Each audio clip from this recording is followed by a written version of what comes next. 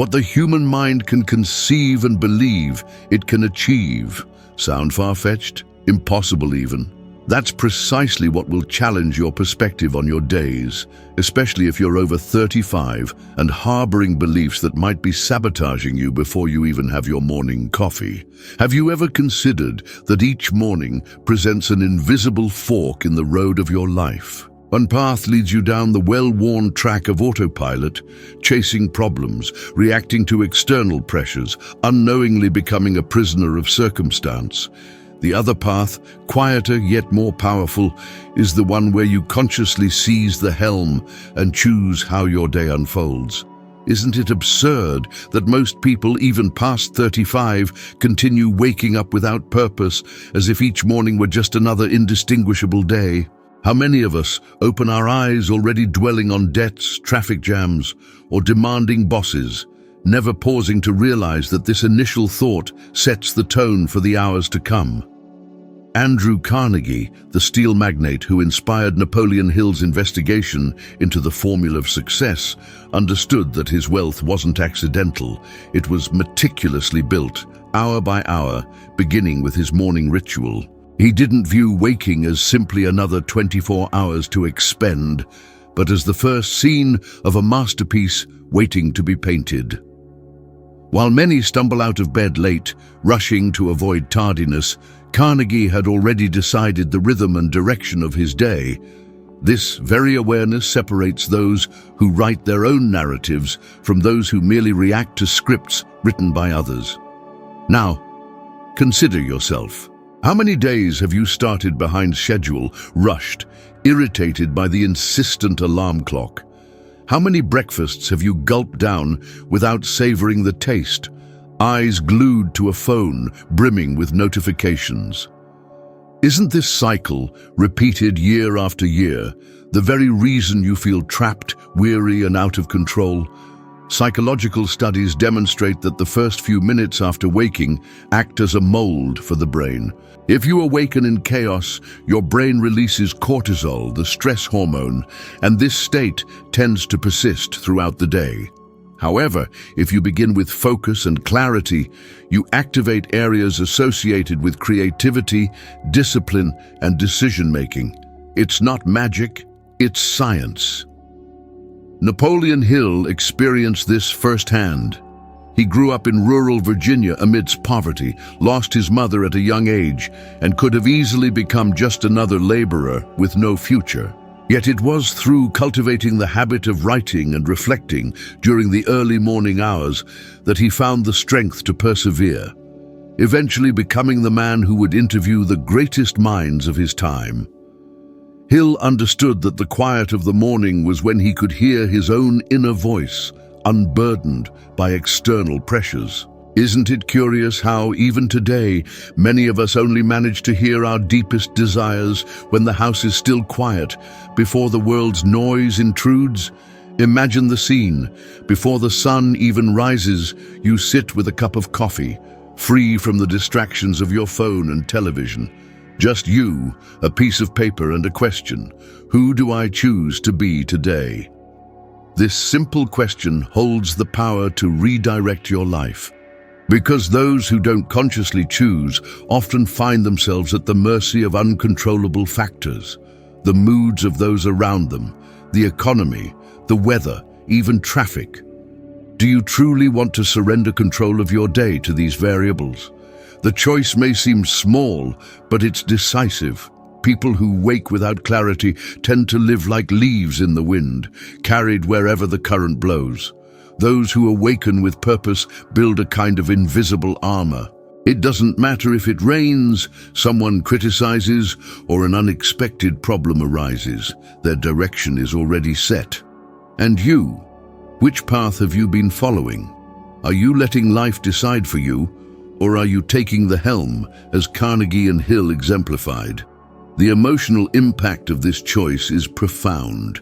By deciding to begin your day intentionally, you feel hope, a sense that there's still time to turn things around, regardless of your age. This feeling of clarity brings lightness, as if lifting a weight from your shoulders.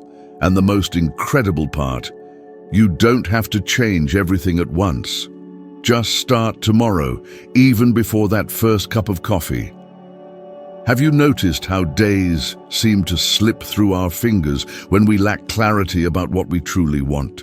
We wake up, get swept away by our phones, work messages, and news filled with anxiety, and before we know it, we're reacting to what the world has decided for us.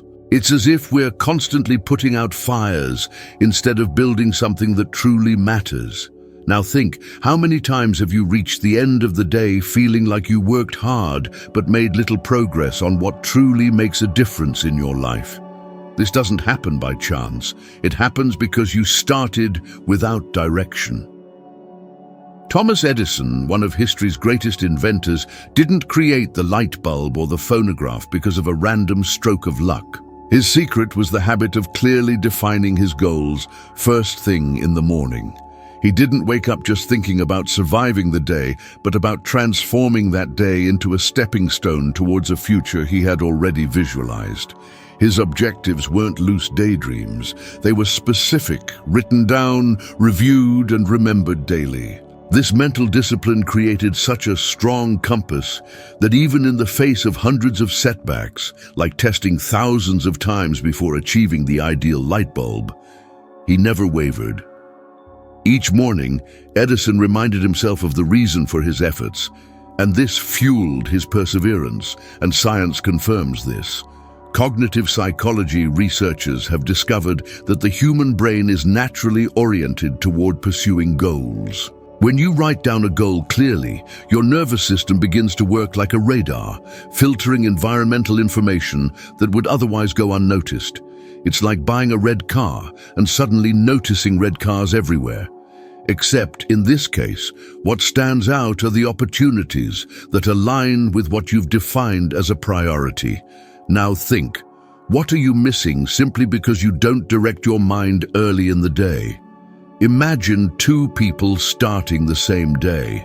The first wakes up late, grabs their phone, scrolls for half an hour, gulps down coffee in a rush, and runs out the door.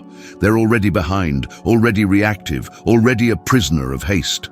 The second person wakes up and before anything else takes out a notebook, writes down 3 goals for the day, and visualizes the feeling of accomplishing each one. This second person not only gains focus, but also triggers the brain's release of dopamine, the neurotransmitter of motivation, creating a pleasurable anticipation of achievement. Who do you think will end the day more productive, more fulfilled, and with more energy to continue? Napoleon Hill himself emphasized that writing down goals isn't just an organizational exercise, it's a contract with oneself. It's the moment you stop vaguely wishing and make a real commitment to your future. He learned this by observing great businessmen like Carnegie, Rockefeller, and Edison. They all shared this simple yet transformative habit: daily clarity. And you might ask, but I've tried setting goals, and it didn't work. Was the problem perhaps in the approach? Because simply writing, "I want to make more money" or "I want to be happy" isn't enough. That's too vague. The mind needs something specific. I want to pay off this debt by December. I want to walk for 20 minutes a day this week. The clearer the goal, the better the mind understands where it needs to go. Now pause for a moment and look at your own life. If you continue letting days accumulate without this clarity, what will happen in the next 5 years? How many opportunities will pass you by because you haven't trained your brain to see them? And more importantly, isn't this lack of focus precisely what has kept you stuck in a routine where you work hard but feel like you're not getting anywhere? The proposition is simple. Tomorrow, as soon as you wake up, set aside 5 minutes. Just 5. Write down the 3 most important things you need to accomplish that day. It doesn't have to be anything grand. It could be that phone call you've been putting off, a financial decision that prevents losses, or even quality time with someone you love. Then close your eyes and imagine the feeling of completing these 3 things. Imagine yourself saying, "I did it." Feel the relief, the pride, the energy. This small ritual creates not only direction, but also motivation. And remember, Significant changes don't happen in lucky leaps, but in small decisions repeated every day. Morning clarity is one of those decisions. Without it, you continue navigating without a map, hoping something good happens. With it, you take command, as Edison did, as Hill learned, and as so many others who have achieved the extraordinary have done. The question remains, tomorrow, will you wake up to react or to create? Have you noticed the stark difference between starting the day improvising and starting with momentum? Think about how many times you've woken up tired, dragging your feet, delaying getting up, and by the time you finally started acting, you already felt behind. This initial delay is like an invisible poison. It steals your energy, diminishes your confidence, and creates a domino effect that spoils the rest of the day. Now compare that to those few times when you woke up with purpose, tackled the most difficult task early on, and noticed how it seemed the entire universe conspired in your favor. That's the difference between living without momentum and living with it. John D. Rockefeller, one of history's wealthiest men, understood this principle like few others. He didn't wait for the perfect moment to begin. He created that moment. In the early hours of the day, before the world even stirred, he had already made strategic decisions, resolved pending issues, and transformed intention into action. The secret was simple: start strong. And this isn't just discipline, it's also neuroscience. Research shows that when you complete an important task early, your brain releases dopamine, the neurotransmitter of motivation. This small chemical shock creates a sense of victory that spreads to the rest of the day. Now imagine the scene. One person wakes up, lingers in bed for 20 minutes, grabs their phone, dives into social media, loses half an hour without realizing it, and only then thinks about getting ready for work. This person starts behind, already feeling defeated. On the other hand, another person wakes up and decides to tackle the most challenging task head-on, perhaps finishing that report, studying for an exam, or even working out at the gym. When they conquer this first battle, they carry with them a feeling of empowerment, and this feeling isn't just emotional, it's chemical, it's real. The brain registers, I can do it, I'm capable, I'm in control, and the rest of the day follows this pattern.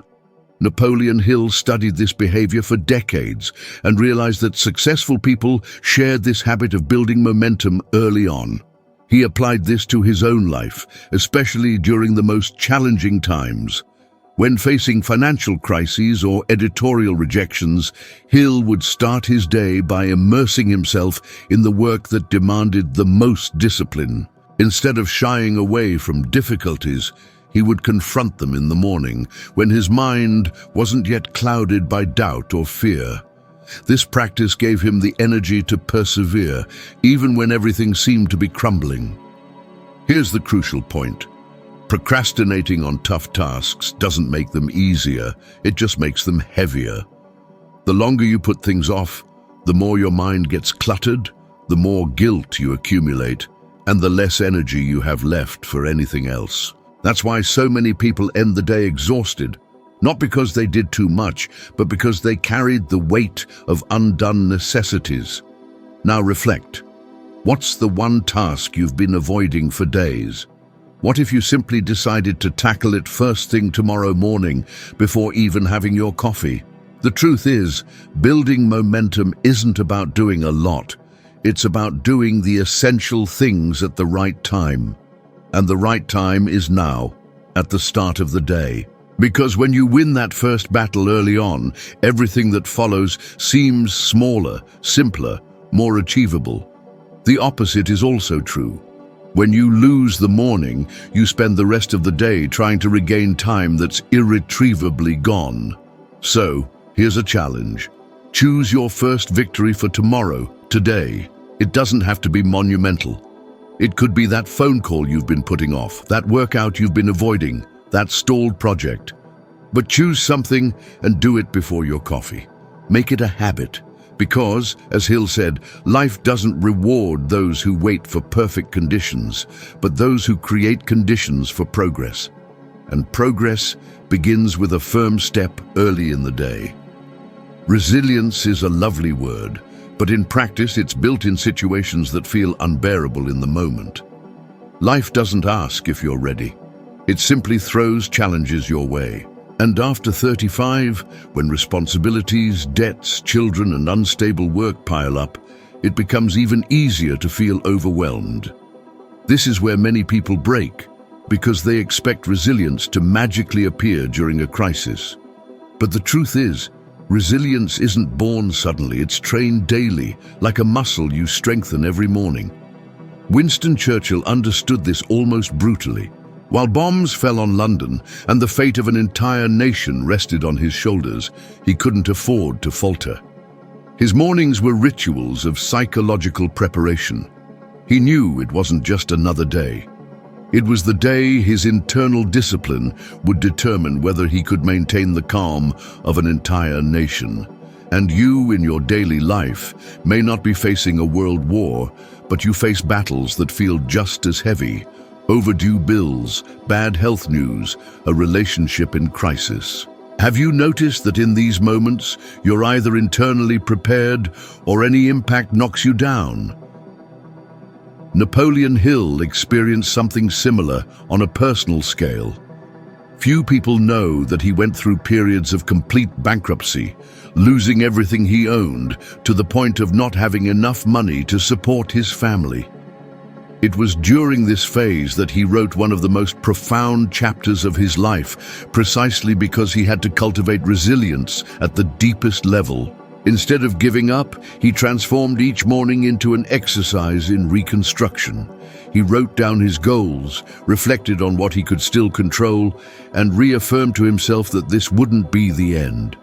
Hill reported that the act of rising early and creating discipline was what prevented him from falling into despair. He didn't wait for courage to suddenly appear. He trained his courage before the day even began. And this is where you come in. How many times have you told yourself, "I can't take it anymore today"?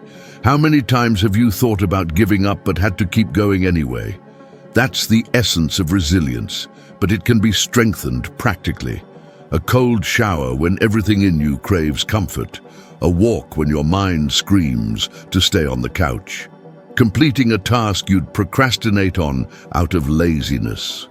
These small choices seem trivial, but they are invisible training sessions that shape your ability to face major trials. Science clearly shows this.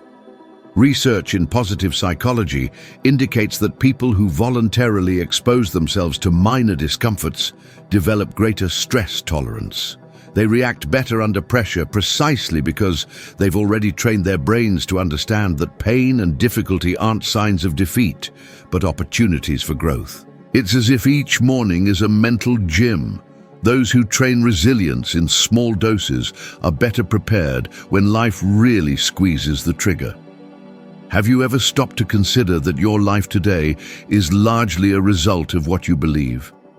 The beliefs you repeat to yourself, even without realizing it, act as invisible commands that your subconscious faithfully obeys. If you believe you'll never prosper, your brain starts looking for justifications to confirm that. If you believe it's too late to start over, you'll find evidence that the doors are closed. Henry Ford used to say, "Whether you think you can or you think you can't, you're right."